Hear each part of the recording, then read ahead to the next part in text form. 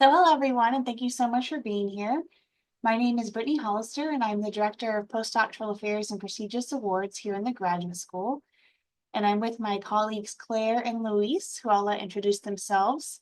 And then we're going to talk about Fulbright International students today. So we're glad you're here.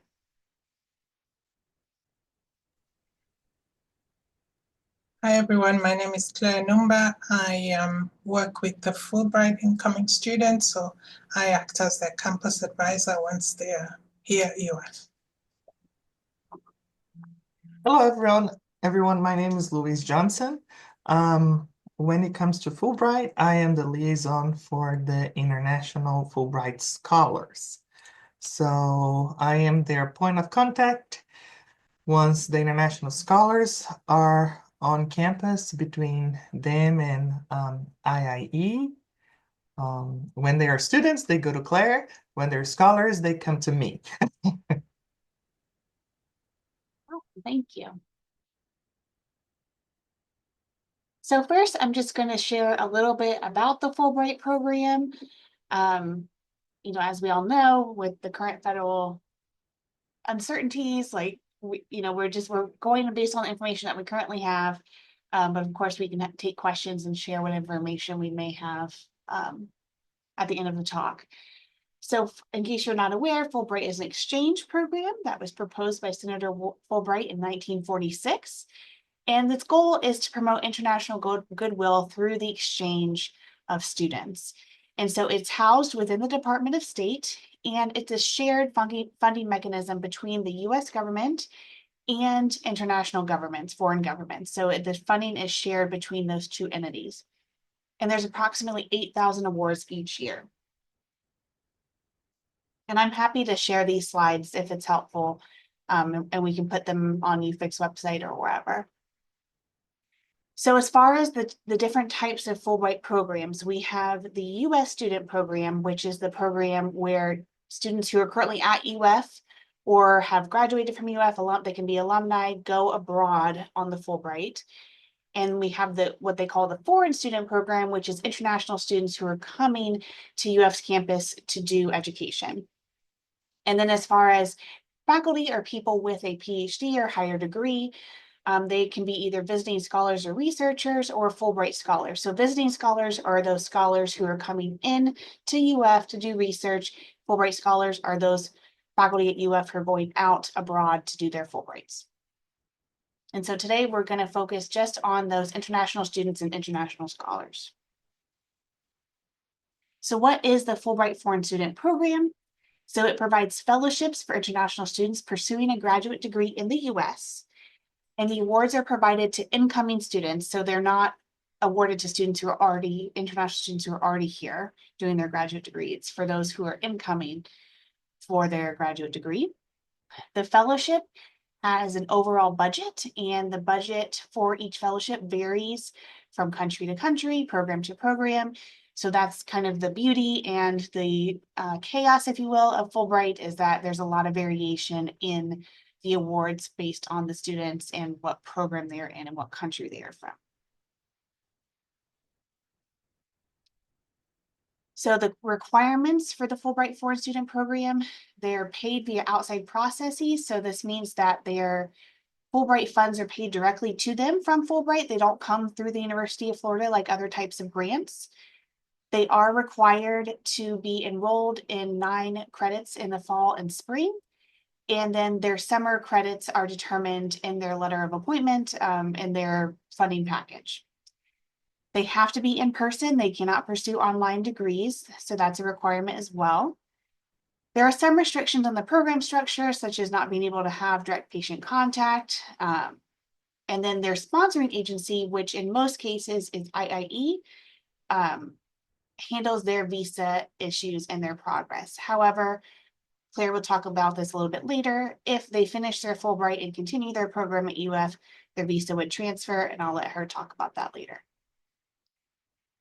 They cannot do research outside the US during their Fulbright, except for visits to their home country. And then the last thing to note is that the awards have a total budget amount for the individual student. And so this total budget amount is It's a grand total of the total number of years of the award, and again, it varies from student to student. So as I've said before, it varies from student to student and from country to country, but the stipend, they typically receive a stipend, and that's set by the Department of State, and the cost of living is set by the region. They are on health insurance, and they have to have the UF policy, which is often paid for Fulbright, but it is one thing that programs can offer to pay for, which I'll get to in a minute, as far as recruiting Fulbright students. Their tuition is paid for by UF or Fulbright. And then they also get funding to allow for transition and other related programming. So these are all variable things that could be included in their funding package. When trying to recruit a Fulbright student, it's very critical that you understand the students' funding and what they are coming with, because again, it varies from student to student and can be like a total amount. The currency may be in their home country's currency, which can change based on the economy. The duration can vary. So there's a lot of variation in the awards. And so it's critical that the department understands what the award is offering and what the department is willing to offer the student. And most often, like 99% of the time, you're going to get this information through the Fulbright agency, which most of the time is IIE, and the student will have an advisor with IIE who is kind of helping them navigate the admissions process, or through Amid East, which is another agency that does Fulbright funding for the Middle Eastern countries. Occasionally, the student will be the person who you're in communication with, but most of the time it's going to be the agency. As far as thinking about the application process and the partners, so inside of UF, it's up to, you know, the department and program, like any other graduate student. The Office of Admissions is going to review their admissions credentials like they would for any other graduate student applicant. And then the graduate school, which is my role, is I can help you figure out like how to word your funding options and your funding packages, but I also have provost waivers. We call it the provost waiver, but it's managed within the graduate school, paid by the provost office, which pays the out-of-state tuition for Fulbright students, very similar to the LAC scholarship. And I'll talk a little bit about that later. And then, as I mentioned before, the external placement agencies, such as IIE and Amid East, are the ones that you'll be in communication with as far as the application process. So for those who are starting this fall, this is kind of what their timeline looked like in fall 2026. It'll be similar, just, you know, pushing it a year. So they submitted their applications to Fulbright in spring of 2024, and then they received their award notification for Fulbright in fall of 2024. They then submitted so I think a lot of you all are probably working with potential applicants for this fall already, but they submitted their applications last fall or this spring. These applications are usually submitted by the placement agency. And then if you have any other things that need to be submitted directly to admissions, this is the admissions email address specifically for Fulbright.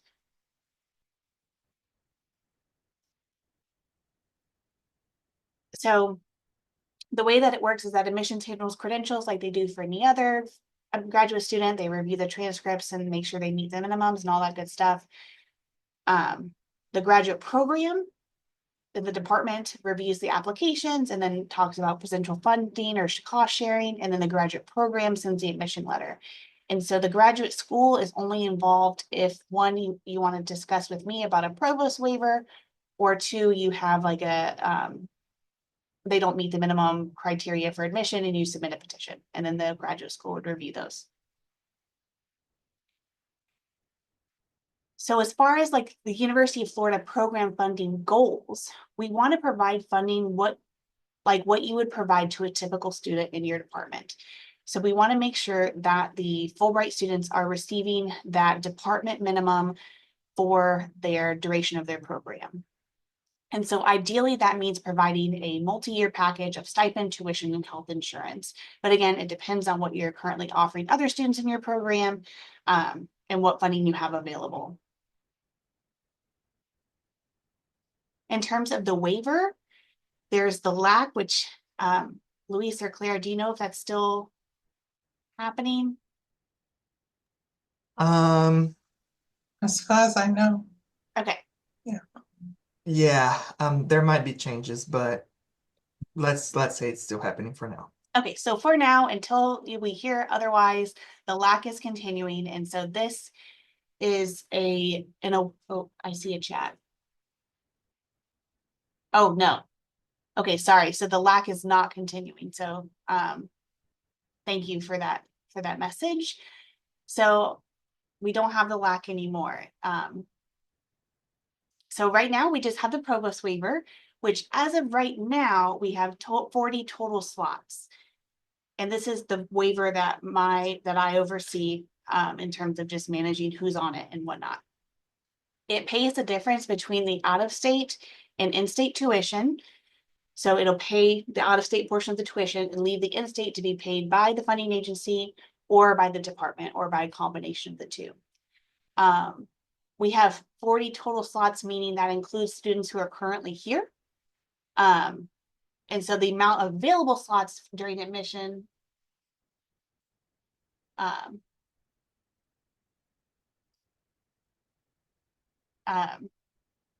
vary from year to year, excuse me, depending on who's coming off the waiver. And so right now, like I know I have a few waivers promised for fall of 25, but not all those students may come this fall, so I might have open slots later. Heather, do you have the documentation about the LAC that you can share with us? No, and it was meant to be private. I'm sorry. Oh, okay. I think if Heather said it, it's okay. I just didn't want me to say it.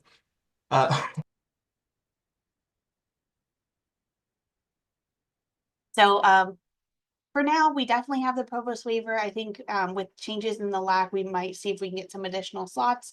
But that's a conversation that we have not yet had with the provost.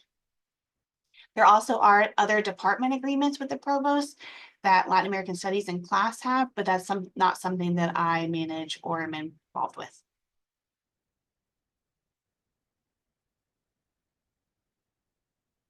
So this is the Qualtrics form to request a provost waiver. I've been focusing on students who are not LAC eligible, but as that updates, we can more broadly consider other students.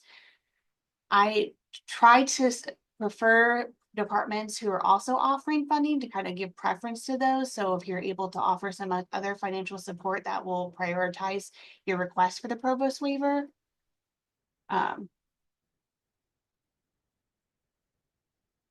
Oh, thank you, Luis. So yes, so this is the form to connect you to that Qualtrics form. Please use this to request a provost waiver in the future, or you may have already used it. I know I've had some requests from some people who are on this call already.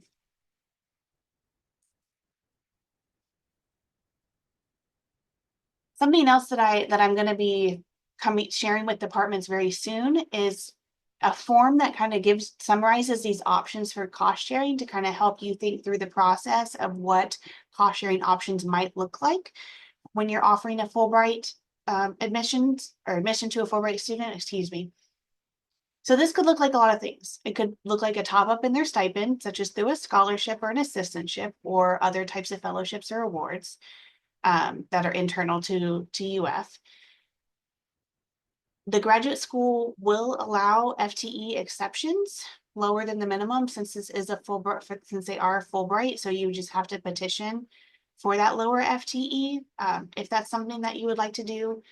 But something that I've been trying to encourage departments to do if they're able to, if they have the funding, is to do that 0.25 FTE or higher graduate assistantship, because that allows the fellow or the student rather to be on Gator Grad Care It also makes them really competitive for Fulbright, for the Fulbright student to come to UF. Because as you may or may not know, usually the student is applying to at least 4 to 5 different programs, and IIE is looking for programs that are offering the best financial support for the student, because it reduces the burden on the Fulbright funding, since they have kind of a limited pot of money and they're trying to maximize the number of students and funding that they can offer. And so the more competitive you can make your offer, the better. In addition to topping up the stipend through assistantships or scholarships, you could also consider tuition. So the waiver, again, through the provost waiver through our graduate school, or you could consider supporting the like an in-state waiver or your own out-of-state waiver, paying a portion of the in-state tuition. So there's a lot of different ways you could go about that. But again, whatever support you're able to offer makes that admission offer more competitive for that student. Their health insurance, they do have a health insurance through Fulbright, but it is not enough for, they need a secondary policy. So they have to have either that Student United plan, which again can be paid by Fulbright, or if you're able to offer funding for that, is helpful to cover that student health insurance plan through United, or if you're able to offer an assistantship, it can go through their Gator Grad Care. So these are all ways that you could cost share with the Fulbright. That again, the more funding that you're able to offer, depending on the student and the department's availability of funds, the more likely that student is able to come to UF. And again, we do really want to recruit these students because they are excellent students. That's why they received the Fulbright Award. It's very competitive. And so it's a great recruitment tool to recruit exceptional, outstanding, or exceptional international students. And again, I'm working on a form to kind of help you guide you through this, thinking about this process, and that'll be coming out soon. So as I kind of mentioned, the Fulbright agency is shopping for this student. They're going to try to place the student in a university who's offering the best funding package. And then when you're thinking about what you're offering to the student, like what you're documenting and writing, just be really clear about any documentation that you have. Be very clear about what the department is offering for the funding, and just make sure that you are saving this and sharing it with the rest of your administration team. Just, you know, for consistency, because I know these students are, especially the PhDs, are often here for, you know, 5 or more years. And as staff change, that can cause confusion. So having really detailed documentation about what the department is paying for this student is very helpful. So as far as like the offer, it'll look like that standard offer of admission that you give to all of your graduate students. And then if you offer an assistantship or other types of funding, you'll have that in the offer. And then you can also include a summary document to itemize all the funding and this is something that, again, I recommend doing for that paperwork and clarity process, so that IIE knows exactly what the department is offering, and so that you know for your own documentation what the department is responsible for paying. And again, I'm going to have that form coming out soon to just help guide in that process. So after they are admitted, there is 2 forms that the student needs. And so the first is the University Financial Award form. So once they enroll at UF, they have to complete this form each year. If they're on a provost waiver, I can complete this form.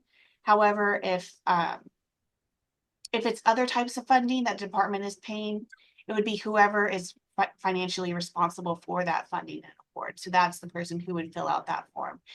And it usually comes in late spring. And so again, I'm able to sign for it for the provost waiver, but other types of funding like assistantships and stuff that are not funds that are controlled by my office, it would be whoever controls those funds. And then the terms of appointment is sent to the International Center by the sponsoring agency, and it confirms all the details of the funding. So that will come in as well. And now I'll turn it over to Claire. And if you have any questions about the recruitment part, I'm happy to discuss at the end of the call, of the presentation. So Claire. Thanks, Brittany. So once the students accept the offer and they're here on campus, I act as their UF advisor, but they also stick with their IIE advisor. Next slide, Brittany, please. Right, so like Brittany said, the application process is all coordinated by the placement agency, and they will work directly with the department. Once the student accepts the offer, the IIE or Amidist will work with the student to issue their DS 2019, which is their immigration document, and then they go apply for a visa. Once they get their visa, the student may enter the US 30 days before the start of their program. And once they're here on campus, they're required to check in with me. So Brittany mentioned the visa transfer to UF. So some students are not sponsored by IIE all throughout the program. Halfway through, they might have to transfer their sponsorship to UF. So when that happens, UFIC will work with them. That is Luis's unit will work with them to transfer the DS 2019, the immigration document from IIE to UF, and then they become a Fulbright student sponsored by UF. Thanks, Brittany. All right, so due to the uncertainty of the lack, at this moment, we'll just talk about the provost waiver, which Brittany coordinates. So at this moment, that's all we have. And if you have any questions, you can ask Brittany regarding the provost waiver. Thanks, Brittany. So once, like I said, once the students are on campus, once they've accepted the offer, IIE will contact me, or the placement agency will contact me, send me their terms of appointment, which will list everything, all their funding. And then if the students require me to get them connected with other students on campus just so they can ask questions and get help, I can arrange that. And once they're on campus, then they're required to check in with me. What I do is just have a chat with them, talk to them about UF, and then take copies of their immigration documents. Thanks, Brittany. So what are the responsibilities of the different units? So the placement agencies is for them to see that the student is funded to degree completion, and then they provide updates to me if there's any change in the student status or if they're having problems.